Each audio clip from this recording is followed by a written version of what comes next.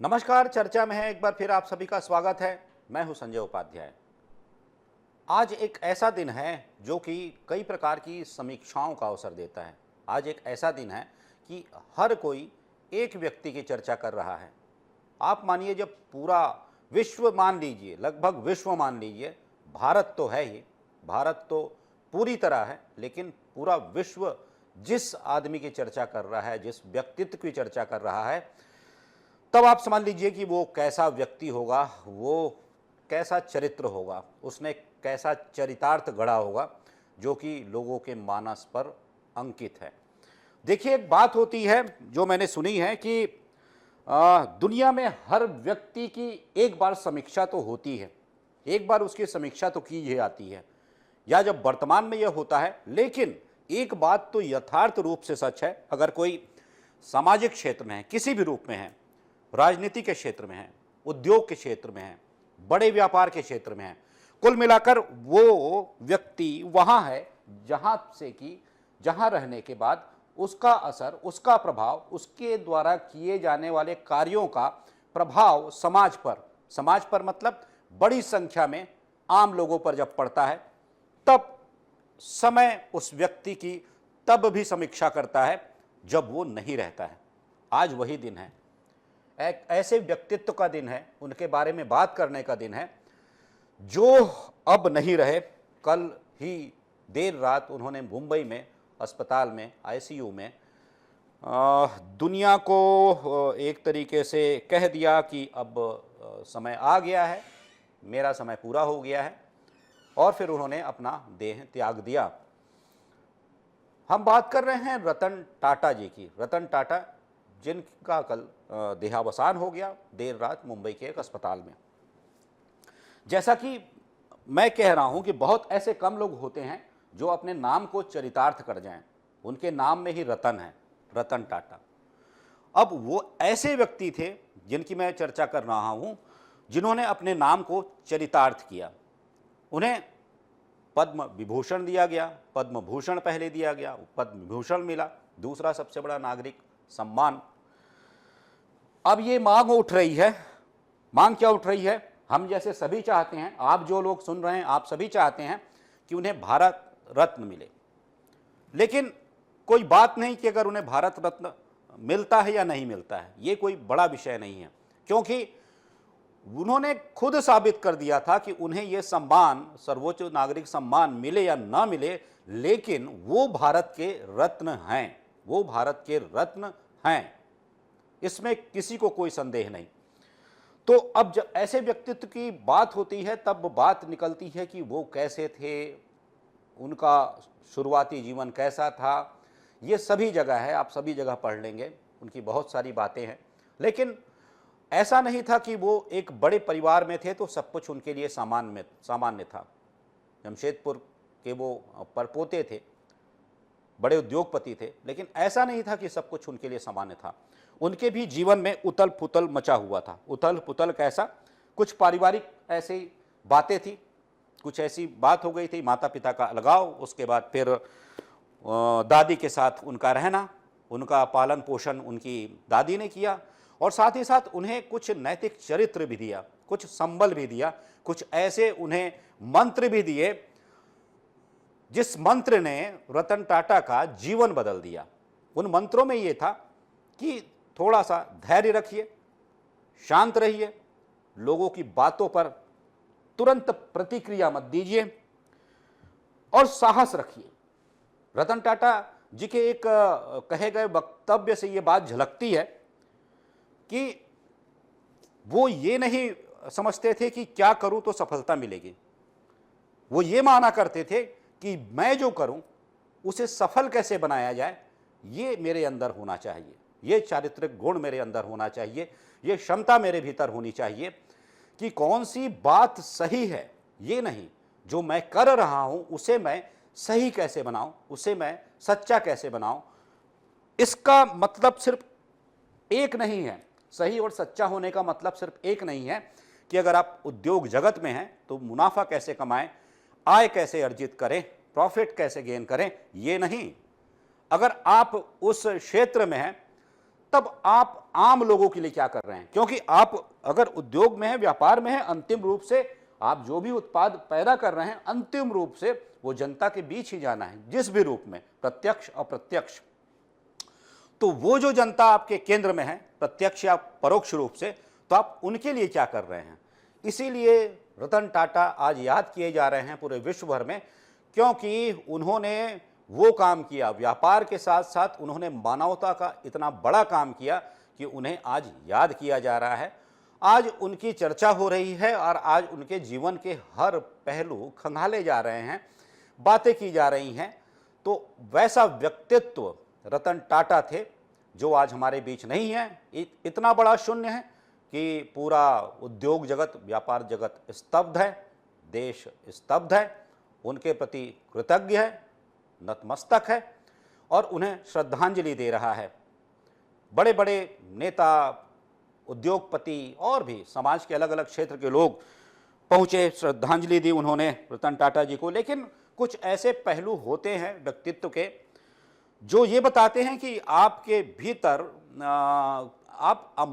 आपके भीतर एक चाहत तो है, एक एम्पायर खड़ा करने की, एक बड़ा संस्थान, एक सफलतम, उत्कृष्ट, सर्वोत्कृष्ट संस्थान खड़ा करने की।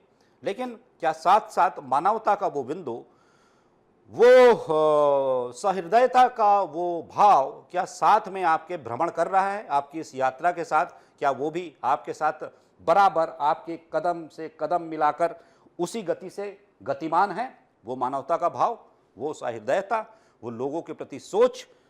जी हाँ, यही दिखाती है रतन टाटा जी के बारे में कि उन्होंने जब एक बार मुंबई में 4 लोगों को एक गाड़ी पर भीगते हुए देखा, बाइक थी, 4 लोग थे, तो उन्होंने सोचा कि मध्यम वर्ग के लिए क्यों ना ऐसा किया जाए कि उनके भी हिस्से में एक ऐसी कार आ जाए।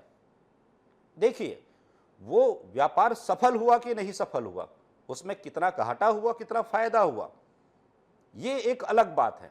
लेकिन उन्होंने सोचा कि क्या इन 4 लोगों को भी बचाया जा सकता है एक ऐसी व्यवस्था के साथ।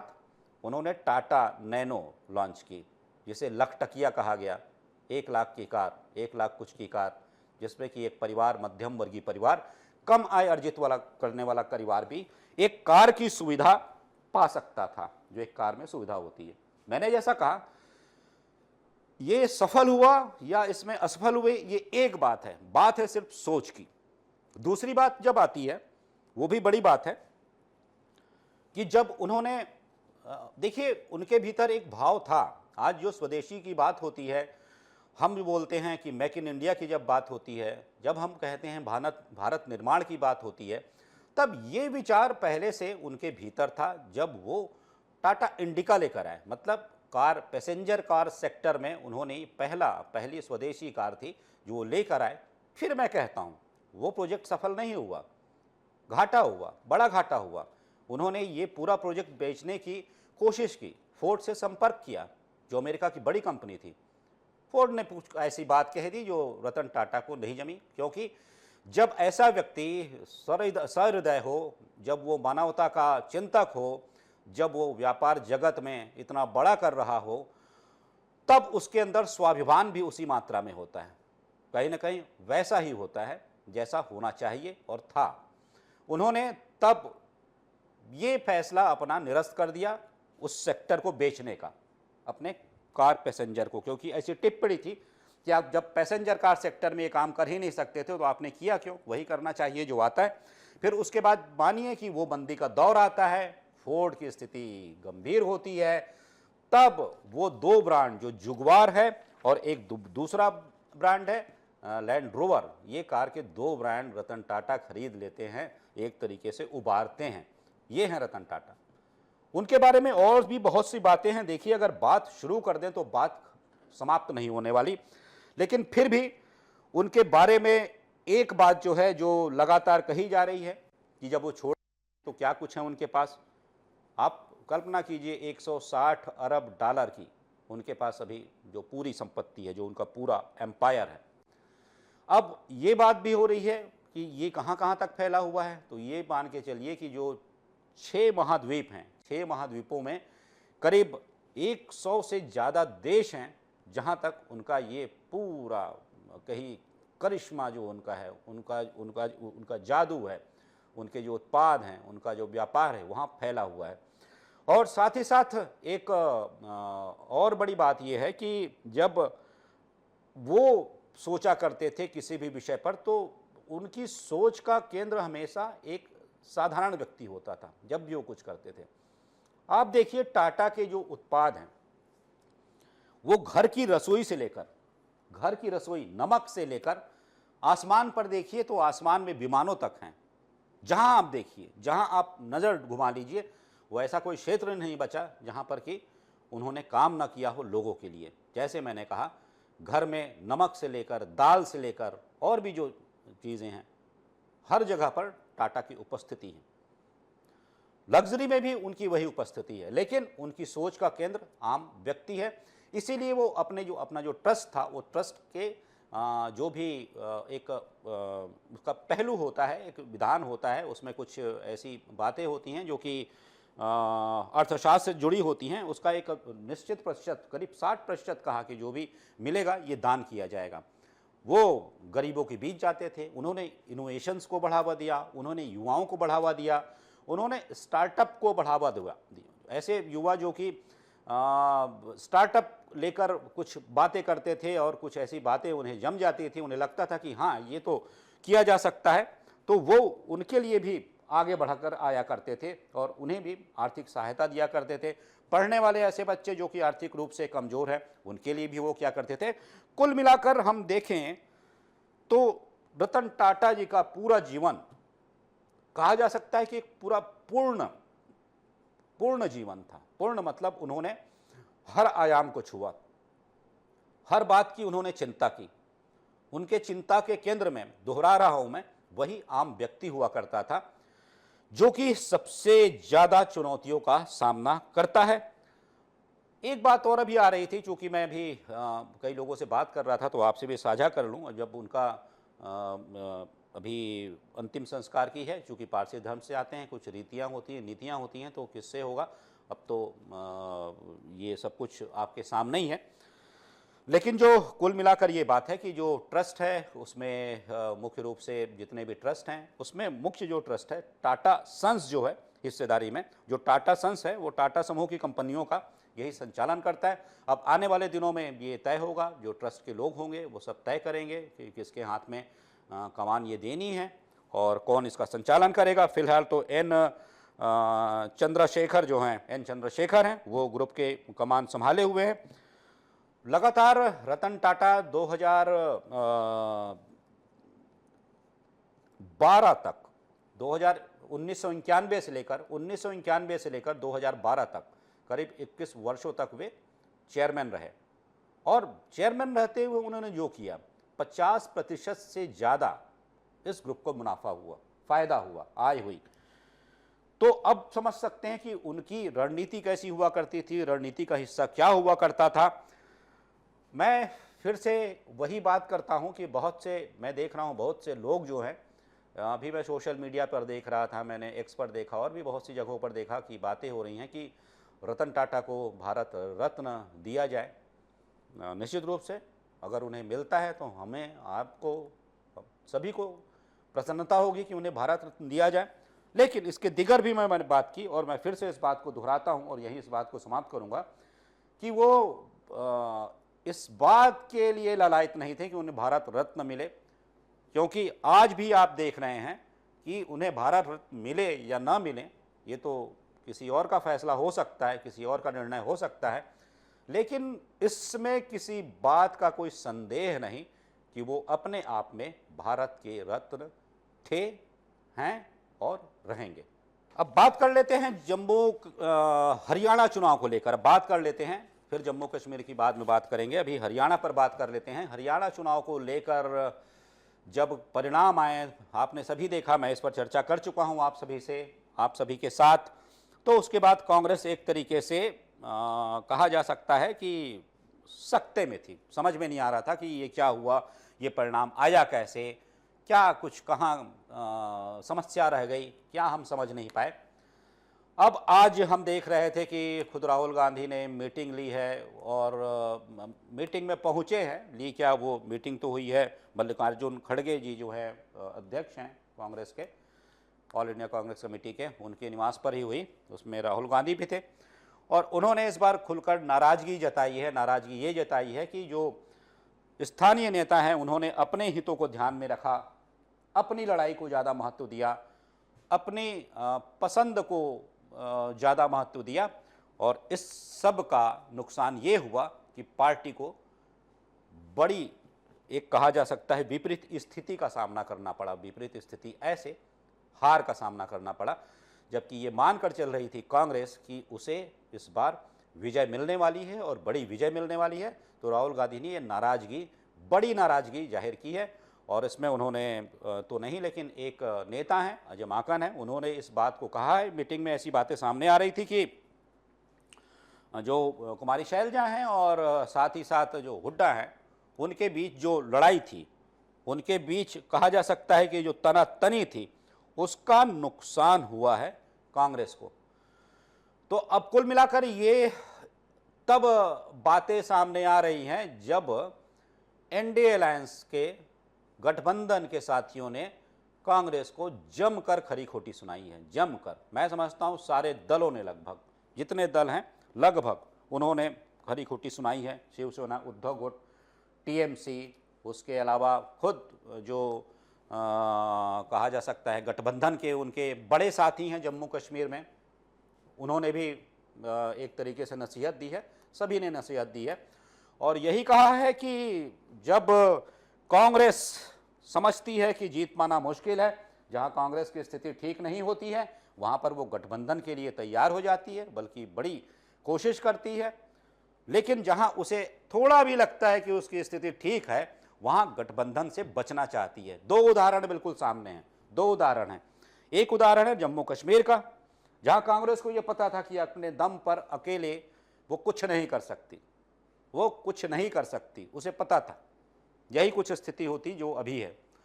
इसलिए वहां पर उन्होंने गठबंधन किया। गठबंधन किसके साथ किया? नेशनल कॉन्फ्रेंस के साथ। वहां सब कुछ ठीक हुआ। दूसरी स्थिति देखिए, दूसरी स्थिति बनती है कहां? हरियाणा में। हरियाणा में कांग्रेस को तो लग रहा था कि अकेले वो सब कुछ कर जाएगी, सुपड़ा साफ कर देगी और सत्ता पर काबिज हो जाएगी, ये था। लेकिन ये हुआ क्या? नहीं हुआ। इसके पीछे जो बात देखिए, जो दूसरी बात मैं कह रहा हूं उसको इससे मैं जोड़ता हूं कि चूंकि वहां पर कांग्रेस को लग रहा था कि वहां वो मजबूत है, इसलिए वहां उन्होंने गठबंधन की हर बात ठुकराई। आम आदमी पार्टी से गठबंधन की बात चल रही थी और आम आदमी पार्टी के नेता ही ये बात कह रहे थे, इस बात का जिक्र कर रहे थे चर्चा के दौरान कि खुद राहुल गांधी ने ये हरियाणा पहुंचकर कहा था कि गठबंधन के बारे में विचार किया जा रहा है। लेकिन बिल्कुल कहा जा सकता है कि जब सब कुछ करीब था, उसी बीच अचानक कांग्रेस ने अपनी सूची घोषित करनी शुरू कर दी। ताबड़तोड़ अपनी सूची उम्मीदवारों की घोषित करनी शुरू कर दी। मतलब एक तरीके से गठबंधन के इस बने वातावरण को पूरी तरह से खारिज कर दिया, पूरी तरह से निरस्त कर दिया, ठुकरा दिया। तो उसका नतीजा क्या हुआ? उसका नतीजा ये हुआ कि जो एक कहा जा सकता है कि बहुत सी ऐसी जगह है जहां पर कि कांग्रेस बहुत ही कम मार्जिन से या फिर ऐसे कारणों से हारी है जहां पर निर्दलीय या फिर छोटे दल का थोड़ा प्रभाव था, जिन्होंने कुछ वोट काटे, इस वजह से कांग्रेस हारी। तो वहां पर कांग्रेस हार गई। मतलब ये एक बात थी कि जहां पर वो जीतने वाली है वहां गठबंधन की बात नहीं करती, या फिर उसे लगता है कि वो जीत जाएगी तो वहां गठबंधन की बात नहीं करती, और जहां उसे लगता है कि वो अपने दम पर कुछ नहीं कर सकती वहां फिर गठबंधन की जोड़ जुगत में लग जाती है। यही सब कुछ पाठ पढ़ाया है, यही सारा कुछ पाठ पढ़ाया है गठबंधन के साथियों ने, नसीहत दी है और साथ ही साथ कुछ ने तो चेतावनी के अंदाज में भी कहा है कि आने वाले समय में महाराष्ट्र में भी चुनाव होने वाले हैं, आप सोच लीजिए अकेले लड़ना चाहते हैं या गठबंधन के साथ। तो अभी जो स्थिति है, अभी जो लोकसभा चुनाव में 99 सीट जीतने के बाद ऐसा लग रहा था कि कितना बड़ा कारनामा कर दिया कांग्रेस ने। नेताओं के भी हौसले बुलंद थे, और बुलंद इसलिए थे क्योंकि गठबंधन ने साथ मिलकर एक बड़ा काम किया था, बड़ा आंकड़ा छुआ था, लेकिन उसमें कांग्रेस का योगदान जो था 99 का था।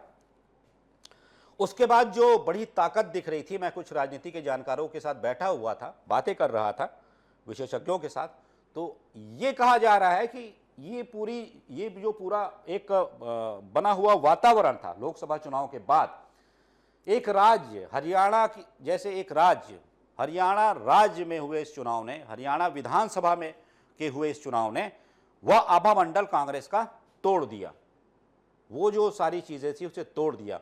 कुल मिलाकर यह माना गया कि कांग्रेस रणनीति के मोर्चे पर उतनी सफल नहीं है, या फिर वो सब कुछ समझ नहीं पाती जो कि एक रणनीति का बड़ा हिस्सा होती है, एक बड़ा कहा जा सकता है कि हिस्सा होती है जब आप चुनाव के मैदान में होते हैं, चुनावी समर में होते हैं। तो यही कुछ बातें हैं आज की चर्चा में। किसी विषय पर फिर मिलेंगे, जो चर्चा में है उस पर आपसे बात करेंगे, आपके साथ साझा करेंगे। तब तक दीजिए आज्ञा। नमस्कार।